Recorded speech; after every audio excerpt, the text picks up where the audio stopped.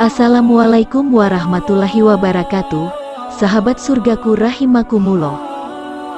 Nabi Musa alaihi salam memiliki watak yang spontan ketika bertemu dan memperlakukan orang lain.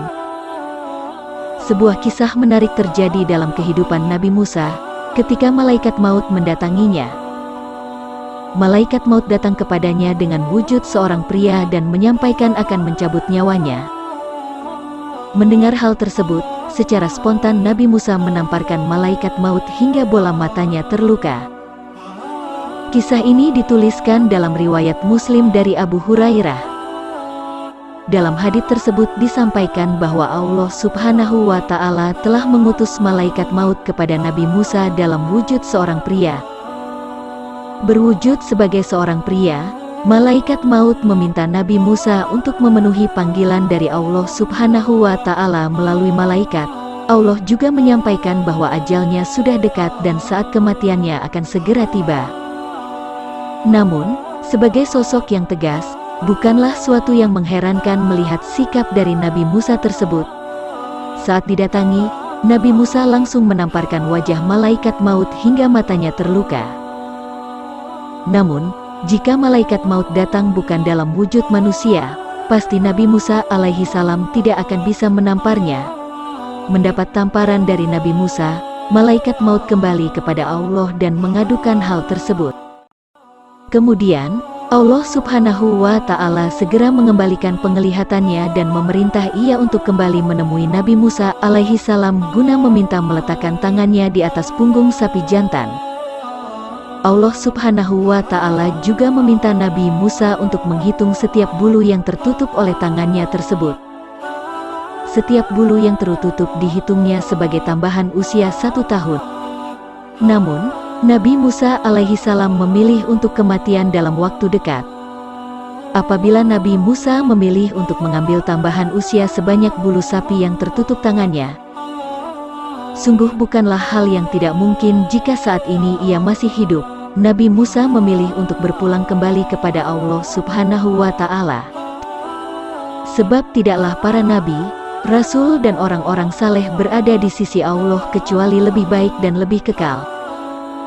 Jika para syuhada diserupakan dengan burung-burung yang terbang di taman surga, memakan buah-buahan dan meminum air sungai yang ada di dalamnya, berlindung di bawah lampu-lampu yang bergantung di bawah langit Arsy Al-Rahman, maka kehidupan para nabi dan rasul di surga tentu lebih dari itu.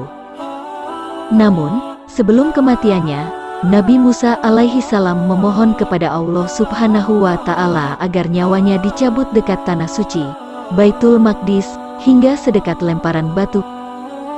Permohonan terakhir dari Nabi Musa ini menunjukkan bahwa betapa cintanya ia kepada tanah suci.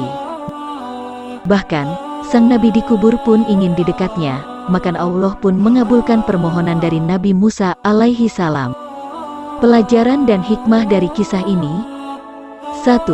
Hadis ini menunjukkan bahwa sebelum nyawa para nabi dicabut, mereka diberi pilihan antara terus hidup atau berpindah kepada rahmatullah.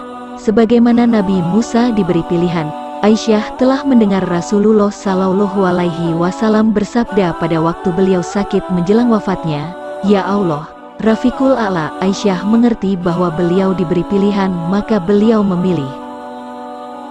2. Kemampuan malaikat menjelma dalam wujud manusia, sebagaimana malaikat maut yang mendatangi Nabi Musa dalam wujud manusia. 3. Kematian adalah hak dan pasti. Jika ada yang lolos dari maut, tentulah mereka adalah para nabi dan rasul. 4. Kedudukan Nabi Musa di sisi Allah. Nabi Musa menamparkan malaikat maut hingga rusak matanya. Kalau saja bukan karena kemuliaan Nabi Musa di hadapan Allah, mungkin malaikat akan membalasnya dengan keras. 5. Keberadaan kubur Nabi Musa di tepi perbatasan tanah suci, dan Rasulullah mengetahui tempat kuburnya. Beliau menunjukkan sebagian alamat kuburnya, yaitu di tepi jalan di tanah pasir merah. 6. Keinginan Nabi Musa agar kuburnya dekat dengan tanah suci, dan diperbolehkan saja bagi siapa saja yang ingin mati di tanah suci. 7. Tanah suci yang diberkahi memiliki batasan. Nabi Musa meminta kepada Allah agar mendekatkan kuburnya darinya sejauh batu dilempar. Karenanya, Musa dikubur di luar, di pinggirannya. Demikianlah informasi ini kami sampaikan. Semoga menjadi wawasan yang bermanfaat untuk Anda dan menjadi bahan untuk menjadi peringatan agar selalu memperbaiki diri dan mengingatkan orang lain dalam kebaikan. Jangan lupa dukung terus channel kami, agar bisa terus berkembang dengan mengklik like, share and subscribe. Terima kasih. Wassalamualaikum